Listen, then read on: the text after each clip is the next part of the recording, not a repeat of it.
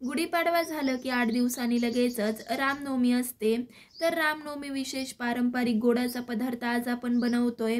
तर जास्त वेळ न वाया घालविता लगेचच आपण रेसिपीला सुरुवात करूयात। तर त्यासाठी 1 वाटी बारीक रवा एका भांड्यात काढायचा आहे। आता ह्यामध्ये आपण पाव वाटी बेसन घालतोय। बेसन वापरल्यामुळे पुऱ्या तळताना जास्त तेलकट होत नाही। सोबतच बेसन जर का खूप वापरलं तर एकतर काय होईल, पुऱ्या कडक होतील। त्यामुळे मी ज्या पद्धतीने प्रमाण सांगितलंय तेच प्रमाण इथं वापरायचंय। आता ह्यामध्ये आपण 1 चमचा पोहे खाण्याचा असतो ना तेवढं तूप गरम करून घेतलंय। जास्त जर तुपाचं मोहन घातलं ना तर पुऱ्या तळताना तेलकट होतील आणि कमी घातलं तर कडक होतील। तुपाचं कडकडीत असं मोहन घालून झाल्यावर मिश्रणामध्ये छान असं मिक्स करून घ्यायचंय। त्यामध्ये आता पाव वाटी दही घालतोय। दही घातल्यामुळे पुऱ्या हलक्या आणि पुऱ्या छानही फुगतात।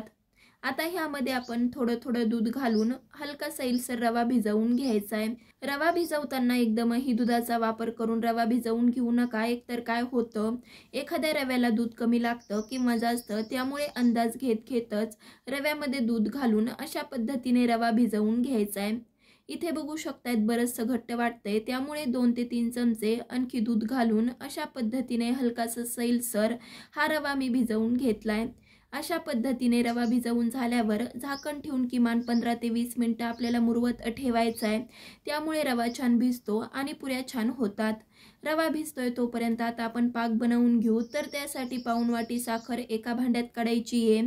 त्यामध्ये आता पाऊणच वाटी पाणी घालायचंय आणि 1 उकळी आणून घ्यायची आहे। उकळी आल्यावर बघू शकतायत साखर पूर्णपणे विरघळली आहे। आता 2 ते 3 मिनिटच हा पाक शिजवून घ्यायचा आहे। तर पाक आपल्याला कसा ठेवायचा आहे, पाक एकतारी ठेवायचा आहे।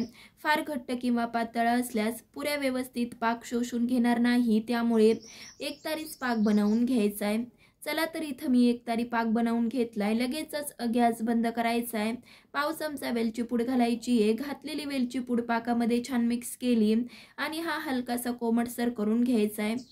पाक बनवून होईपर्यंत रवाही छान भिजलाय। लगेच आता आपण झाकण काढतोय आणि 2 ते 3 मिनिटं मळून घ्यायचा आहे। रवा जितका जास्त तुम्ही मळाल ना तितक्या आपल्या पुऱ्या छान होतात, त्यामुळे रवा आपल्याला छानपैकी असा मळून घ्यायचा आहे। आधी आपण ज्यावेळेस रवा भिजवला होता त्यावेळेस बराचसा पातळ होता, पण हा रवा आहे जसजसा वेळ जाईल तसतसा आपला हा रवा घट्ट होतो। चला तर इथं मी 2 ते 3 मिनिटं चांगला असा रवा मळून घेतलाय।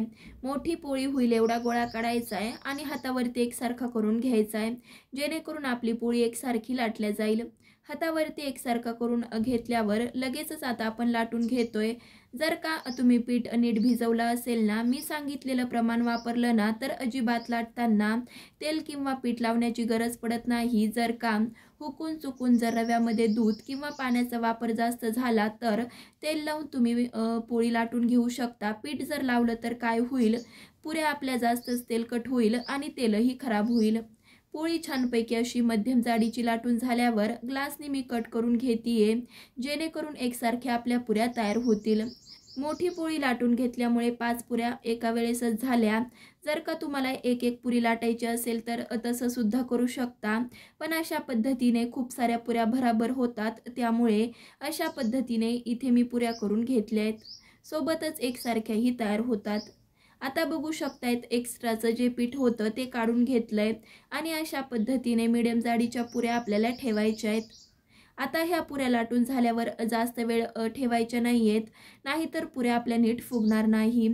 लगेच आता आपण तळून घेतोय। तर त्यासाठी गॅसवर तेल गरम करत ठेवलंय। पिठाचा गोळा टाकल्यावरती लगेचच वर आला पाहिजे, अशा पद्धतीने कडकडीत तेल गरम पाहिजे।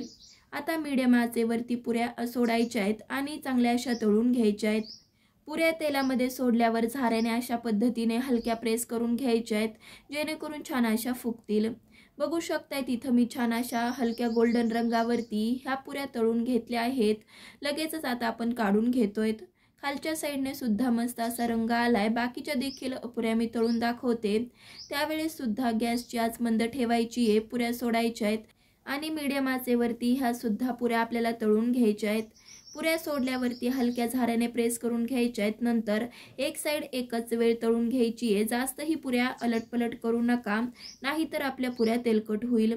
बघू शकतायत ह्या सुद्धा मी गोल्डन रंगावरती तळून घेतल्या आहेत। लगेचच आता आपल्याला काढून घ्यायच्या आहेत।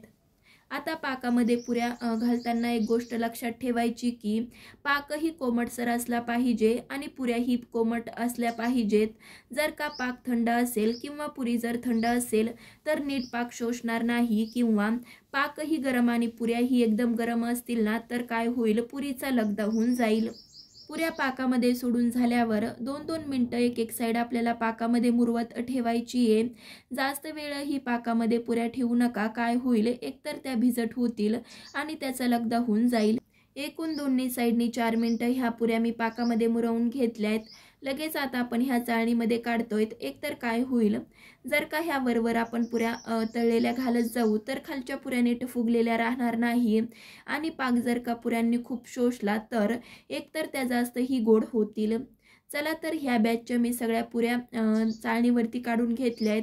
बाकीच्या उरलेल्या सगळ्याच पाकातल्या पुऱ्या इथे आपल्या तयार झाल्यात. मस्तपैकी अशा रसरशीत तोंडात टाकताच विरघळणाऱ्या 3 ते 4 दिवस टिकणाऱ्या आणि पारंपरिक पद्धतीने बनवलेल्या पाकातल्या पुऱ्या तयार झाल्यात.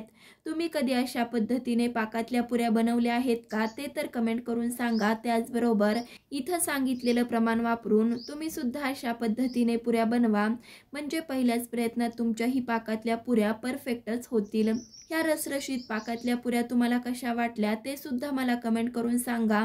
अजूनही चॅनलला सबस्क्राईब केलं नसेल तर नक्की सबस्क्राईब करा. चला तर मग पुन्हा भेटूया तशाच एका नवीन साध्या सोप्या पारंपरिक रेसिपी बरोबर. तोपर्यंत धन्यवाद.